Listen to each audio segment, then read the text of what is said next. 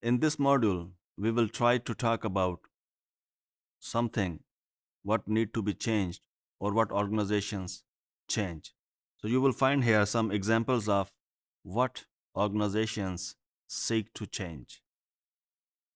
If you people realize that in the past few modules we have been talking about organizational change, and we have been talking about that it could be a planned change, or it could be a deliberate change, or it could be a change that happens to an organization.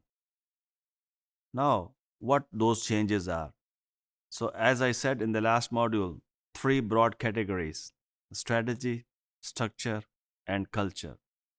What else an organization seeks to change?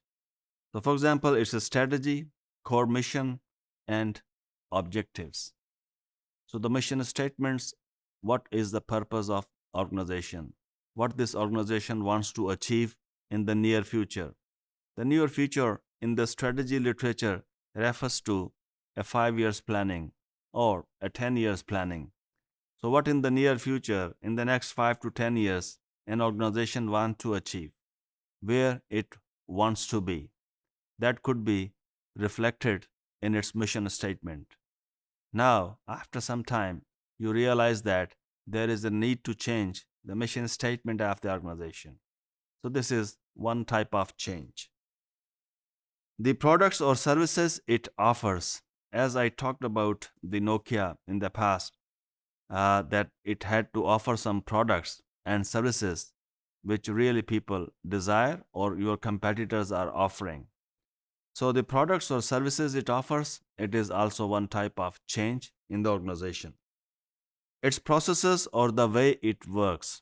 The processes may include the way you are delivering your services or the way you manufacturing your products.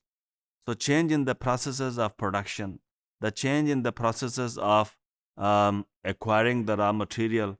For example, you are acquiring the raw material from the suppliers. Now, because of number of reasons, advantages and disadvantages, you have realized that now it is the time to make the raw material needed to produce something should be made in-house. That is the vertical alignment.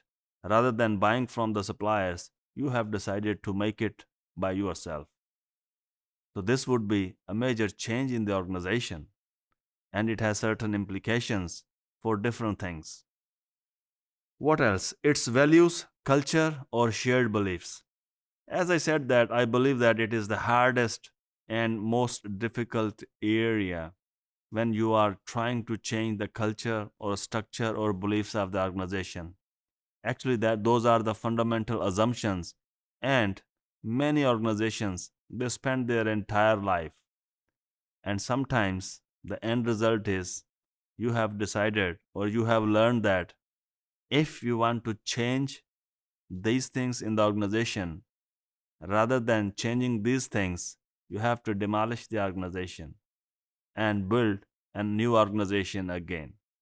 Because with the same people, with the same structure and same philosophy, and even if 20% people remain in the organization and you terminate or lay off 80% employees and you bring new 80% employees in the organization, they will learn from the existing 20% and you will get the same organization again.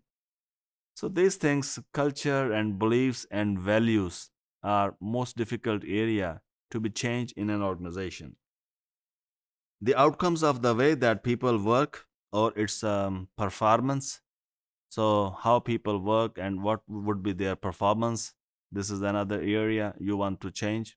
For example, as I said that the IBM, what people think about their products, what people think about their process performance. If you believe that your performance is if you have made a machine, or your performance is you have served a customer.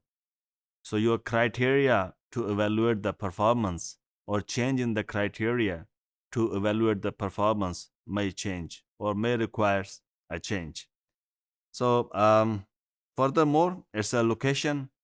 Not many organizations, but yes, it happens particularly when you are trying to internationalize or expand your business.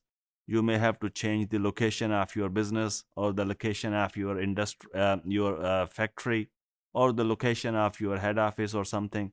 So changes related to the location. Structure of the organization, how people work in the organization, who is responsible, who has the authority, and who would be evaluated. And lastly, the technology it uses. So these are the few examples of organizational change. Some changes within this area could be incremental, that it's a slow process of change.